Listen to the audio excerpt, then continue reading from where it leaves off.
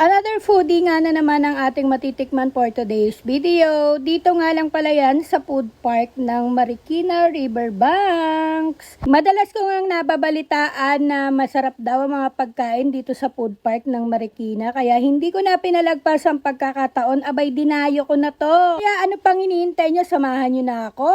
At dahil nga anniversary ng Tres Quillion Tao Gama Barangka Chapter, dito nila ginanap ang kanilang pa-event sa food park ng Marikina Riverbanks. Abay, napaka-solid nga naman. Magbabayad ka nga lang pala ng entrance fee sa halagang 150. Abay, meron na silang free beer. Abay, habang nagbabayad nga kami at nung maabutan kami ng ticket at tinatakan, abay, naalala ko na naman ang aking kabataan. Shout out nga pala sa mga batang 90s. Nakaka-relate ba kayo dyan? Ganito kasi yung mga senaryo ng mga panahong tumatakas pa ako sa aking mga magulang para lang maka-attend ang mga ganitong street party at pa-event na mga rap contest. O, sino ka dyan, Mare? Kaya habang naghihintay kami na mag-start ang pa-event, abay, naggala-gala nga muna ako dyan dahil nakakaamoy na naman ang pagkain ng kumaring digna nyo. Abay, sa paggagala ko nga dyan, hindi ako nahihiyang mag-video. Paano ba naman kakawayan ka lang nila? Ayan, ngingitian. Ang babait ng mga tao dyan, napaka-solid, grabe. Heto nga at inalalayan pa kami ng isang member para makabili nga lang ng kape. Paano ba naman kasi? Tingnan mo naman ang bilihan nila ng kape dyan. Abay, sa tuktok pa. Pero wag mong ismulin yan pagdating namin sa taas. Abay, tingnan mo naman ang ambience nila dyan. Napakaganda, Mare. Dati nga alak lang ang tinitira ko pagka mga ganitong event. Abay, ngayon nagkakape na lang ako. Paano ba naman hindi ako umiinom ng alak?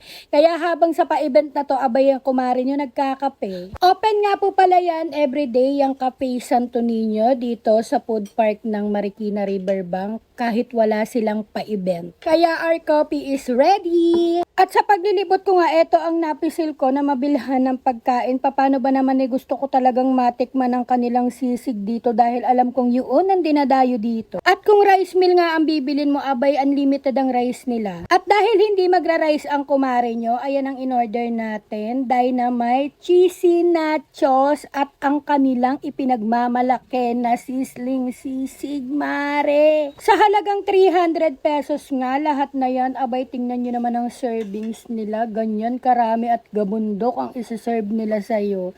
O, diba? Ang sarap. At dahil dyan, huhusgahan na natin ang mga pagkain na yan. Unahin na natin tong ipinagmamalaki nilang sisig. Tingnan nyo naman, grabe ang sarap. Umuusok-usok pa. Kaya tikman na natin yan. First bite. Oh my God, totoo nga ang chismis. Masarap nga. Tikman na rin natin ang kanilang ipinagmamalaking dynamite na merong pa-garlic mayo. O, sino ka dyan, Mare? Hindi nila tinipid ang laman sa loob at hindi ganun kaanghang ang kanilang dynamite. Kaya i-rate ko to ng 10 out of 10. Grabe, ang sarap niya. Kaya kung mapapadayo kayo dito, abay, subukan nyo na yung mga pagkain nila dito. Grabe, hindi masasayang at sulit na sulit ang inyong pera. Ang third batch natin, syempre, hindi natin palalagpasin na titikman na natin ng kanilang cheesy, meaty, na malabundok na nachos. Sa halagang 120 pesos, abay, ganyan karami ang servings na isi-serve nila sa'yo, grabe. At bukod dun, ang sarap-sarap niya talaga, solid. Abay, dati nga, nung mga batang 90s pa at hindi naman nauuso ito, abay, fishball lang at tusok-tusok sa mga gedli-gedli, laban na. Kaya habang kumakain ako dyan, heto nga at magpe-perform na ang aking mga pinsan dyan. Kaya ano pa hinihintay nyo, pakinggan na natin yun.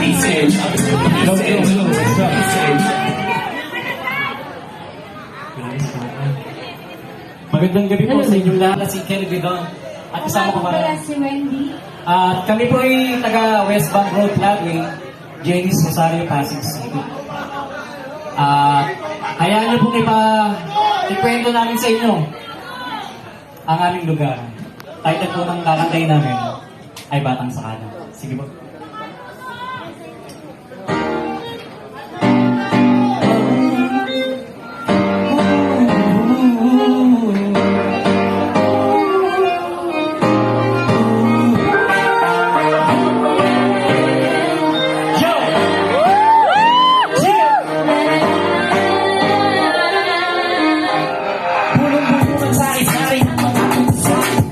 Sa aking lugar, marami ng mahal. Pero di nyo po alam na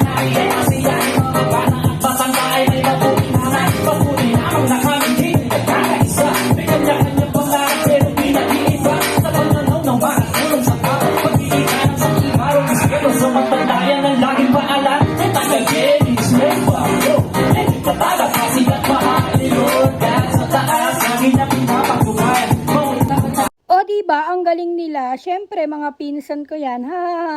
Hindi man nila naiuwi ang trophy pero para sa amin, abay sila talaga ang panalo. At sa pagpapatuloy nga ng kanilang event dyan, abay hindi ko sukat akalain na nanalo pa ang kumaring digna nyo sa parapol nila. O sino ka dyan, Mare Pak? O nakatungtong ka pa ng stage. Kaya yun lang naman for today's video na i-share ko lang para alam nyo. I-follow nyo na ako, i-share nyo na rin ang mga video ko para lagi kayong kasali sa journey ko.